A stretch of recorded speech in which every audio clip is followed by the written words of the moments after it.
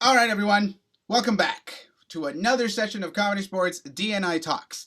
I am your host, Luis Cortez, longtime Chicago player, longtime LA player, and now the Director of Diversity and Inclusion for Comedy Sports Chicago. A few weeks ago, we began this show in order to not only allow our audiences and anybody watching to meet our ensemble, but also to be able to hear the stories and their adventures through improv and also them navigating Comedy Sports Chicago. Over the last few years, we've tried to make a lot of changes, slowly but surely, hopefully now ramping them up. But one of the biggest things we need to do is talk to our ensembles, hear their stories, hear their voices, get them out there so people are aware of the things that are going on, that need to change, that need to happen, and make these conversations a lot more normal, not just amongst our ensemble, but our audiences and our improv community as well. Today, I am joined by one of our newer ensemble members. She's only been around for a couple of years, but she's making a big splash on the Comedy Sports Chicago scene. Everyone, please welcome Cherise Johnson. Thunderous rounds of applause, sixes and sevens everywhere. Hello, hi. Yeah, how are you today? I'm good, busy, tired, a little bit of like anxiety hangover from all the things that have been happening in the world recently. But otherwise I'm good. I'm healthy. I really can't complain. Great. Well, Cherise, I'm so happy you're here. I'm very excited to get to chat with you. Um, Before we get into any of the things that you're working on now, what I would love to do is for everyone who is not familiar with Cherise Johnson, why don't you tell us a little bit about yourself, and then also where your improv journey began. Oh man, I love these conversations. I know.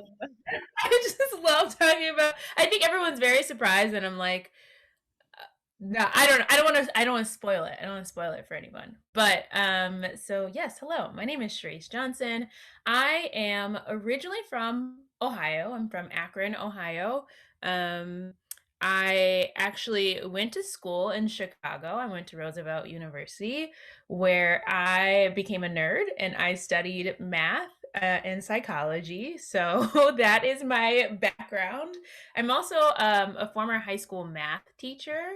And I started doing improv and comedy around the same time that I started teaching because I had to. There was like no way to get through teaching without like some form of comedy because teaching is, in my opinion, the most thankless job that anyone could ever have. So improv was a great way for me to start that. So I started when I was still in Ohio, and actually improv is where I met my husband, which is pretty fun. Yeah, that's Pretty awesome. nice. It's nice to be in Yeah. a relationship with someone who gets those hours. They get all the late nights and the back and forths and like, oh yeah, I totally understand. Go go go go go. I've definitely in the past had been in relationships with people who did not get it and were not happy. No, it is really clutch. And Nate is more on like the other side of the stage. He does a lot of like audio visual sound production stuff, Cool. and does like lights and stuff for shows. So we, even though we both share a love for improv, we just come from it from two different perspectives, which actually makes our relationship pretty nice. So yeah, I would say that's a little short history of me. That's, Um, where did you start taking classes? I started taking classes at a very small place in Lakewood, Ohio. Actually, some people might know Something Dada, which is like a improv company based out of Lakewood, Ohio, which is close to Cleveland, Ohio. So I have a couple connections there. And then when I moved to Chicago, I did the same things that everyone does. I started at IO and then moved my way to Second City. I did a couple things at Annoyance. So um, I've made my rounds. When you arrived here in Chicago, you'd obviously already done a little bit back in Ohio. Mhm. What were the first things that you noticed that were like, oh, this is something else. Like this is different. Yeah, so this was different because it became instantly competitive. Like improv when I was doing in Ohio, because no one's like making it big out of Ohio doing improv or stand up or any kind of comedy. Tell that to It Drew was, Carey. you know, I'll have a conversation with him because I will commend him. He's a very successful comedian who made his way out of Cleveland. So props to him where it is due. But for the most part, when I was in Ohio, it was just like fun. Like everyone was just having fun doing improv, and a lot of people were doing it to add skills to their like 9 to 5 job. You know, let's say they work in sales or they work in like marketing. They were kind of just using improv to improve those skills. The same thing for me. I was using improv kind of as like a release from teaching that was very like stringent and by the book every day. So it was definitely a different vibe when I got to Chicago because even in the like early stages, the very beginning courses, it was always very competitive. People only talked about like getting on a Herald team, getting into Conservatory. That's the only thing people talked about. And that was like their main goal for taking these classes. It wasn't necessarily to be like a better improviser, it was only to be in these things. No one looked past just getting into the program, or as far as you could tell. I mean, like, I think people thought that getting into the program was like the first step to getting noticed, right? So it was like the stages. If I can get on a Herald team, then I can find a slot to do my type 5. And if I can find a slot to do my type 5, then I can audition for SNL. And then it was just all these things that people were kind of like put honestly, like I props to those people who put so much time and effort and planning into those things to meet those goals. I'm not gonna lie and say that's not like a dream of mine, but I almost hope it happens more organically than, like Then having to trying be to will the world. laser focused. Yeah, like I didn't want to have tunnel vision to get to a point where it's like I want to do these things. I would love to be like a writer for SNL or to be one of the performers on SNL, but I also would love to just learn about comedy and learn about improv and learn about the history of it. And also I'm perfectly fine being someone like influential in the city of Chicago. I don't need to be famous beyond that. When I was doing all that nonsense out in LA, I saw the same thing, that idea of like that tunnel vision, like this is the way to do it. Like you have to keep your eye on the prize.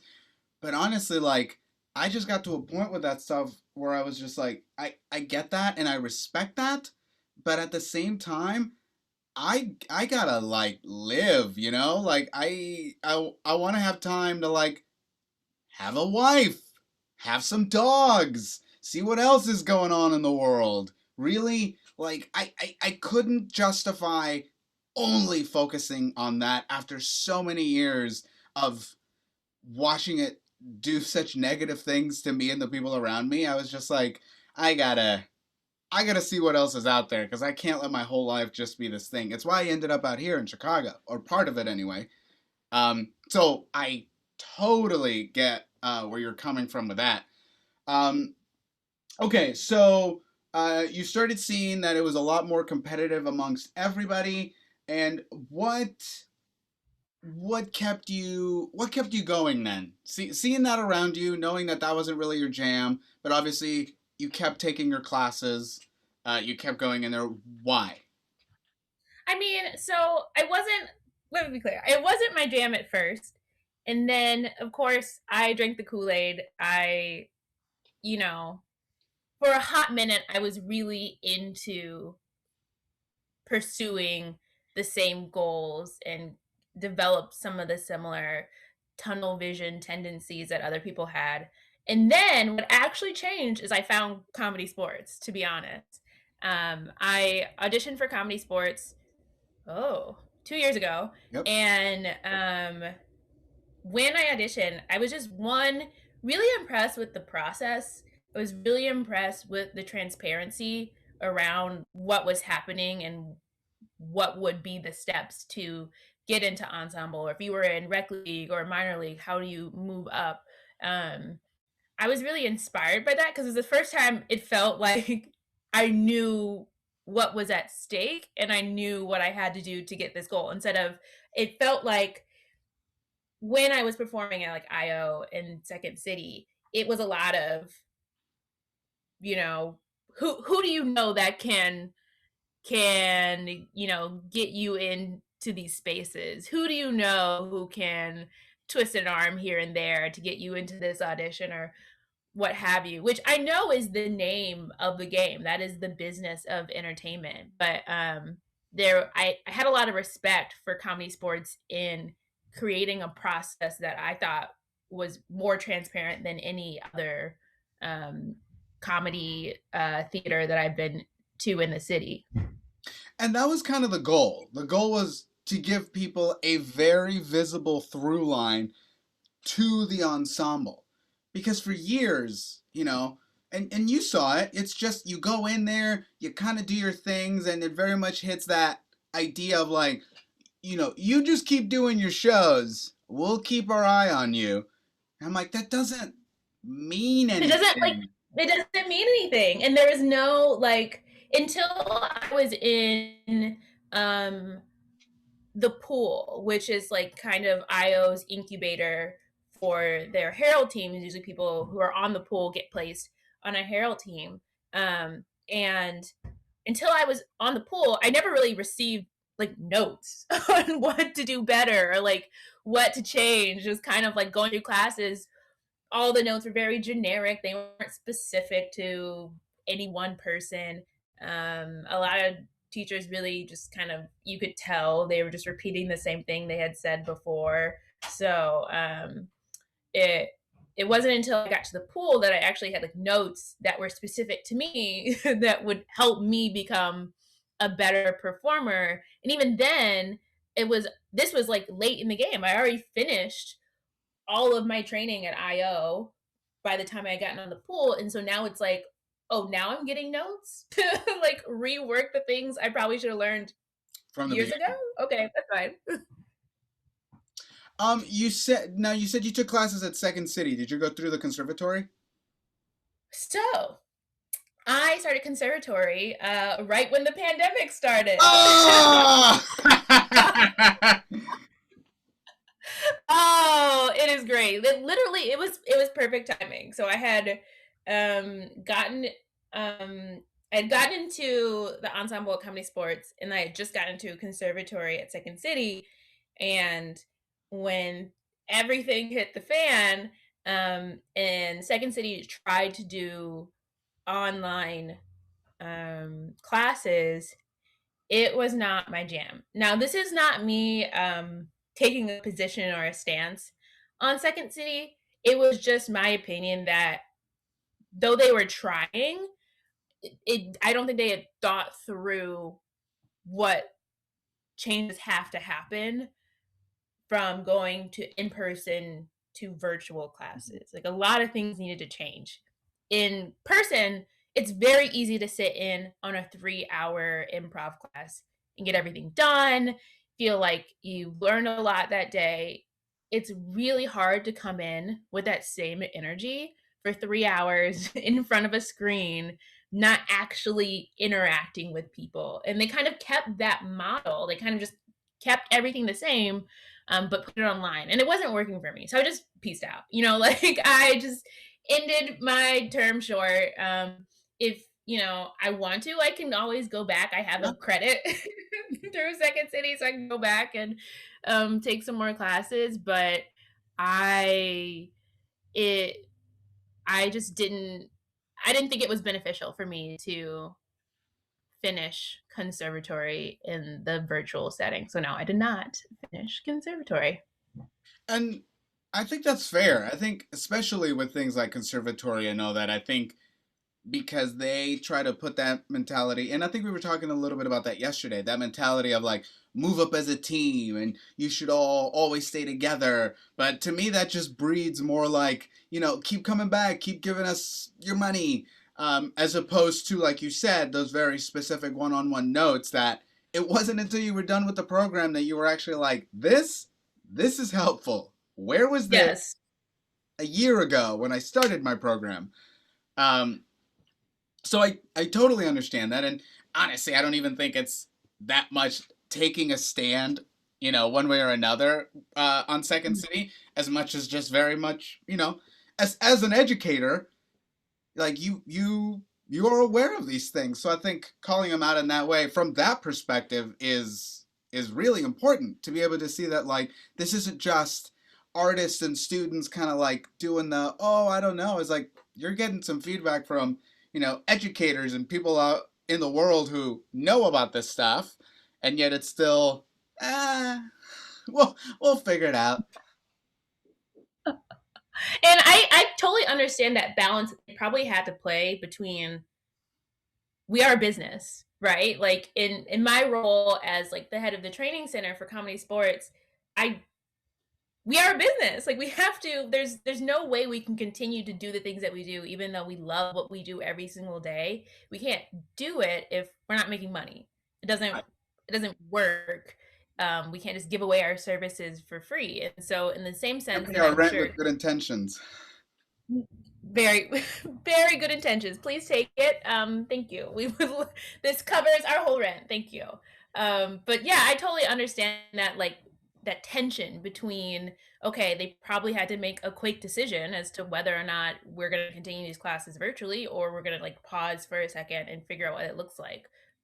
So but it's not necessarily a stance, it's just you're right, as an educator I didn't think it was worth my time or effort. Yeah, and I think that's something as not just students, but as oh my God, what's the word I'm thinking of? As consumers, as if they're approaching it as a business, so should we. And as a consumer, this is not viable for me. Why am I going to keep dumping this much money in here when there's no personalization? And if anything, there's less of it because now we're online and you're still trying to treat it the exact same way as if you're right there in front of me. And that's just not possible.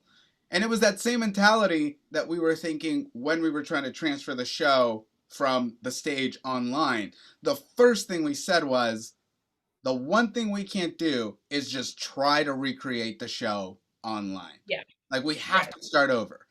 We can't just do the same thing. It's not gonna work. And that was from the second we left the gate, that was the first thing we said. And honestly, I really think that was the thing that saved us. Especially compared to, a lot of other theaters and maybe even some other comedy sports where they were just like, we just got to point a camera at this. I was like, no, big, No. lot of big differences. Now you mentioned obviously you are now the head of the training center.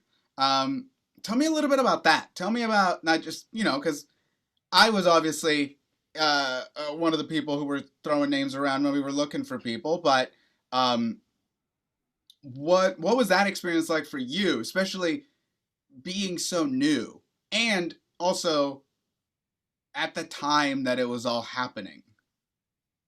Yes, yes, yes, yes. So I had only been in the ensemble for maybe a year at this point, maybe a little less than a year, when Jason reached out to me and was like, what do you think about being the dean of schools, the training center director?" And I was like, I just got here, sir. I just got here. I'm very new, but I was clear that I wanted to make sure that it was transparent, that I didn't want to step on anyone else's toes. I didn't want to like take a position that was rightfully owed to somebody else. But I appreciate that Jason reached out to me because a lot of it's based on my background in education.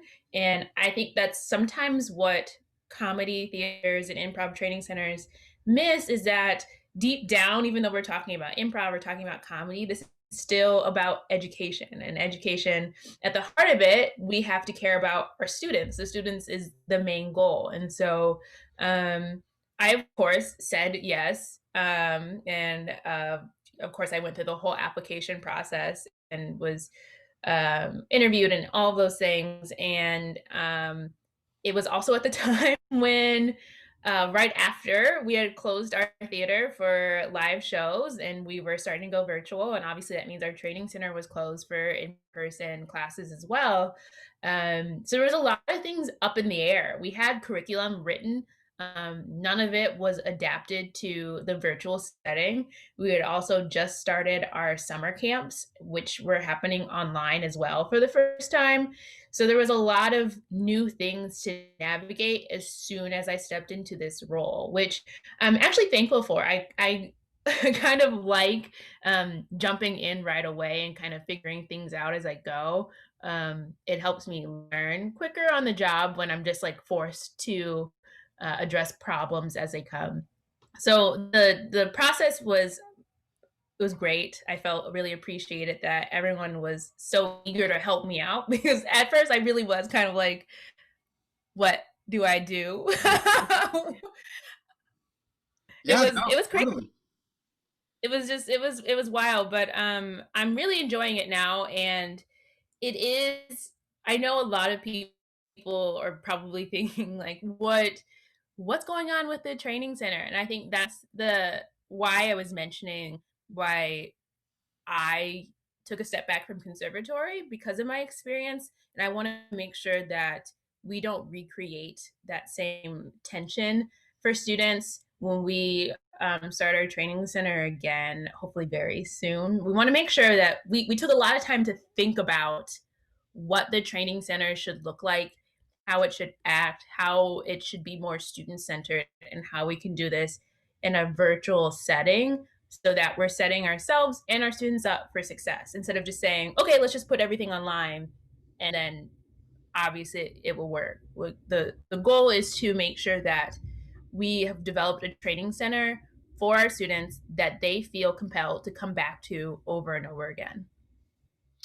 When I ended up taking over my position, I had a very similar thought in that I looked at all the other theaters and thought, I have to be really careful to not just recreate what they're doing because it's obvious that that's not working. And there's no point in bringing that over to our theater if it's just going to do the same thing. So I kind of had to just make it up as I went, very apprehensively considering the minefield that this department is, and just, something waiting to happen at every turn and every corner. But even now, it's still very much just like creating it as I go. I always describe it as I'm driving the car as I'm building it. Um, but it was very much that thing of like, it might take me a while, but I'm okay with that because what I'm trying to avoid is that. It's, what happened at IO or what happened with Second City. And, like there was big upheavals there. And, like the fact that we didn't have a big thing here didn't make me feel like we're fine. If anything, it just made me feel more like right now we're not as big as them, so the spotlight isn't going to come on us, which means we might just have a little bit more time to clean our stuff up before the light comes over. Um, Yes. so, like, to me, everything is just like it's borrowed time. Um, Knowing damn well, like, we have the exact same issues and we have exact same problems. It might not be at their level of big, but it's still the Mhm. exact same everything. Um, no, and I remember when we were talking about people that we were thinking about for the position, one of the things that did come up was people asked, like, well, if you ask Cherise, like, might she like get insulted because she might just think it's because I'm black? And to which I was just kind of like, well, you know what? It's gonna look like that because a lot of the things that we're doing now are we're reacting. Yep. We weren't proactive about a lot of stuff. So if things look like we're just reacting, it's because we are, and you're just gonna have to be okay with that. That's just how it's gonna look, and we're just gonna have to be okay with that. When all the George Floyd stuff started, really kind of like blowing up, and we put out that video, and people were like, I don't know if that's a good idea. I'm like, yeah, because it's gonna look like we're reacting because we are, but we have to do it anyway, and we have to put our faces on it so people know it's not just a bunch of you know letters on your screen like that. They have to know, like, we know what we look like, we know what we're doing, we know what this is coming off as. We're just gonna have to be okay with that as we push through to more positive things. And I gotta hand it to them. They just kind of like nodded and went, okay, like, we're gonna trust you. And they listened, which at the time, even still now, when that does happen, I still have a very much a moment of, You're like, oh, you're listening to me? okay, But it was I might have to clean these if I'm gonna be so important. good though. It was a great decision. And to your point of, yes, it is better to be proactive. That is like the ultimate goal, is to be more proactive about these things. But that's why you're in this role right now, is so that we can be more proactive about things in the future. But sometimes we do have to react to situations that are happening around us. And it's better to react now than never react to these. So I think, like we were sitting in on auditions for Rec League not too long ago, and I want to make sure it's clear that we're not just like, okay, you're black, you're in. Oh, you're part of the LGBT community, you're in. That's not the things that are happening. We're saying to ourselves, how do we elevate the voices of the people who have not been heard and have intentionally been silenced in the improv and comedy community, who deserve their time? Like, we're just elevating the voices of the people who are more than qualified to have their voices elevated and heard, because they waited long enough, and that's just what it is. And I had no qualms accepting the role to be the dean of schools, the head of the training center, because I know that I'm qualified. Like, I know some people are going to look and say, oh, she's a new ensemble member, they're just doing this because she's black. And I don't care, because I'm qualified. And I know what I'm doing. I've been doing improv for almost, wow, probably over 10 years at this point. Um, and it how is what long it is. and how long have you been teaching? I taught for 6 years, and I'm not teaching, but I still work in education in my 9 to 5. I I was just work, gonna say that's a better way to phrase it. How long have you been working in education? oh, yes. I've been working in education also for almost 10 years. Great. Yeah. So I mean, you might be new to the company, but you're not new to improv and you're not new to education. And Absolutely yeah, not. and I totally get that. And it's funny because when I took my position, though, even back then I was very qualified for it, I didn't feel like I had the knowledge to be qualified for it. And on top of that, I think a lot of a big part that was played as to why I was so apprehensive in the beginning was a lot of oh, what's the term that I'm completely forgetting? Imposter syndrome was coming out. I'd never really considered myself, and I'd pushed that idea for years. I've never really seen myself in a leadership role.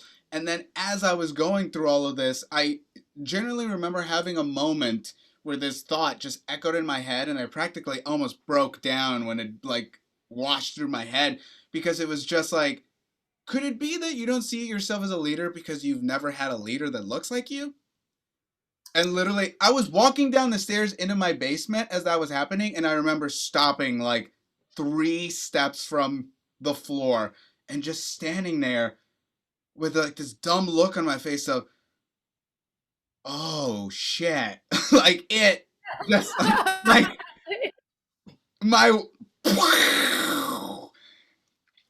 And so, like, it's just really been almost like psyching myself up when I get into those moments of like, ooh, is this really something? Like, no, man. like not only were you also an educator for years, but again, like you were saying, like I think some people might be surprised to find out. I don't think a lot of people know that in college, my degree is in ethnic sociology. I have a Rasa Studies degree from San Francisco State with an emphasis on emigration and assimilation into the new culture and history. That's what my degree was Okay. in, with a minor in theater and education. And Okay, go on. Go yeah, on. and now and I chose, and you know what I did? I graduated and went, now let's go tell some jokes.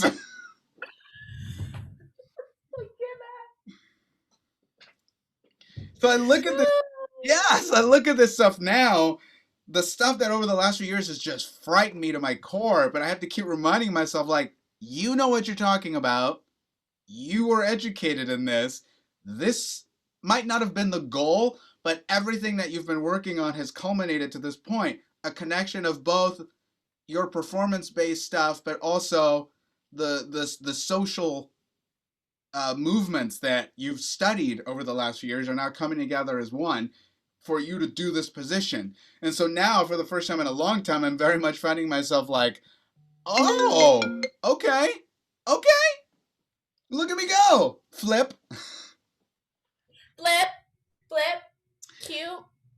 So Um, I want to move on a little bit more towards your performance stuff.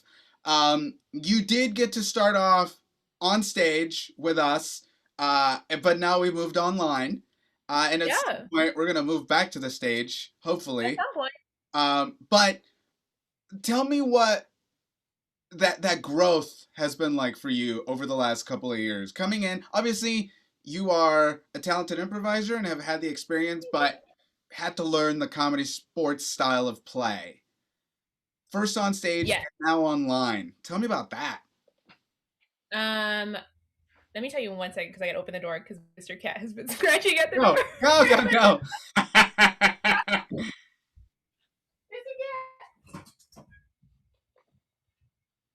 where'd he go? Okay.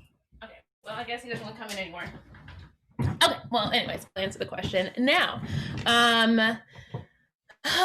what was it like? Okay, so I think for most people, when they come to Chicago, whether they're actively looking to come to Chicago specifically for improv or they just fall into it, most people fall into long form. And that is what I fell into. Even when I was doing my training in Ohio, it was like short formy games that were leading to long form stuff. So I had to kind of rework my brain and kind of get over my pride a little bit because short form doesn't, I don't want to say it doesn't have a place in Chicago, but I think people kind of look down on short form in Chicago and kind of just like, oh, short form, you do what they do.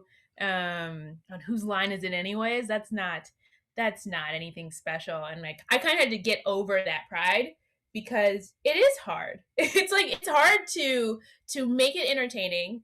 Um, One for all ages and all audiences, regardless of who they are or what experiences they have. There's a lot of work that comes into it because I think a lot of people go to IO and just get away with doing blue humor, like doing sex jokes and things that are on the fringe. And it's like, it's not actually funny.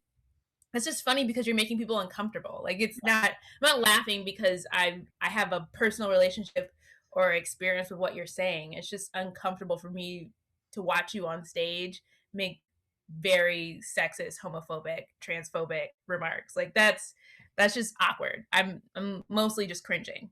And then with Second City, a lot of it's just like, what are your pop culture references, which are very important, but I think there's we need to expand more on that. So it was definitely a journey to just get comfortable with doing short form games and learning the style of comedy sports. And um, I actually love it because it's like it's competitive, but it's competitive in a sense where we all just want a really good show. Like we all just want to have a really good match and have fun and do crazy things. And now that I've learned a lot more about the games and the players that I play with, I love doing shows and when people pick games that we know are going to bring a laugh. Like whenever we do screen tests, I cannot do impressions.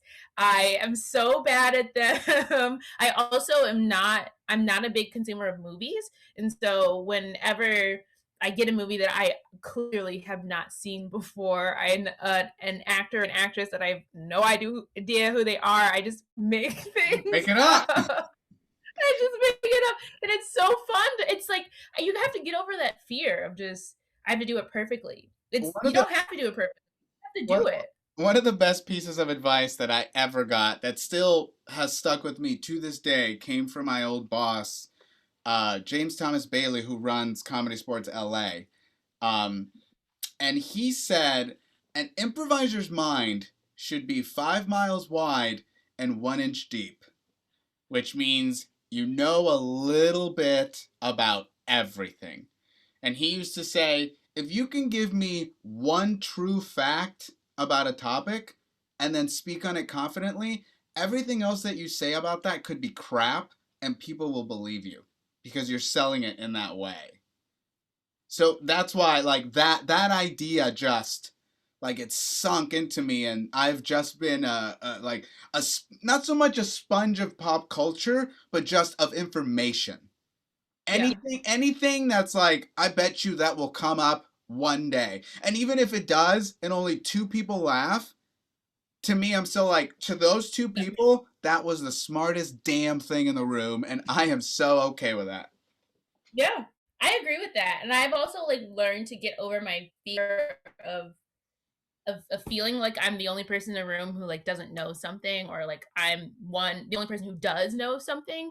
You have to like get over that fear. It's like you know what you know. Like go out there and like consume and absorb information, but then also like don't beat yourself up if you never watched like all of the episodes of Star Wars. Like you could probably pull a little bit of information and like get there to where you need to be. And that's where I'm at right now. Like my husband's a huge consumer of pop culture, and so I'll just like sit in the room. I'm not watching the movie. I'm just like sitting, reading something else. And I'm like, oh, that's what I watched the Lord of the Rings for the first time the other weekend. And I was like, oh, these are all of what the memes are about. Okay. was it I get it. was it the extended versions or just the regular ones? Just the regular ones. Okay, you're aware that they're even longer, right? Yeah. I'm aware that they're even longer, and I don't know if I could do it again. I Don't, don't know. don't. It like the things he adds are literally like, here's a scene where we're just passing a cup, and it's just like, I bet that was really important in the book, but in that moment, I couldn't have cared less. The last one, Louise, the last one at the Return of the end when King, the one with 5 endings. I was like, oh, this is for sure the ending. And Nate was like, no, it's not. And I was like, no, it has to end here. It's ending. They're all like happy. They're all jumping around. Yeah, but You no, know, it's this scene not. where he's like coming in, he's laying on the bed, and I'm like, oh, it's the end. It's the end. No. No. Fast forward. I'm like, I don't need to see this. We already we The already know last, it. So. the last one, Return of the King. This is how old I'm getting. That was the last midnight screening I ever went to. Ever. I loved midnight screenings, and that was the last one because in front of me, the row in front of me, some nerd took it upon himself to lay across like 5 seats to save them for his friends. And some guy walks up and he's like, you can't do that. Yes, I can. I'm saving it for my friend. And I saw the nerdiest nerd fight happen in front of me with these two like late teens, early 20s. And I think I was like, whenever, I don't even know when that came out, but I was just like, I'm getting too old for this. I can wait till Tuesday at 1 to watch this. I'm very thankful. I don't want to say thankful for, but it's maybe a hidden positive that has come out of the pandemic and quarantining at home is a lot of these things. And I'm like, oh no, I will never do this again. Like you will never see me at a midnight improv show ever again. You just will not.